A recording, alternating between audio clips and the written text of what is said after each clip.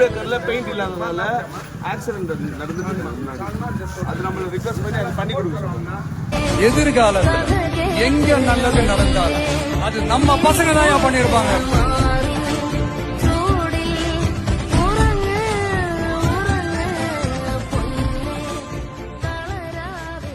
நாம ஒரு செயல் செஞ்சா அது நமக்கு நல்லது நடந்தா சந்தோஷம்தான்.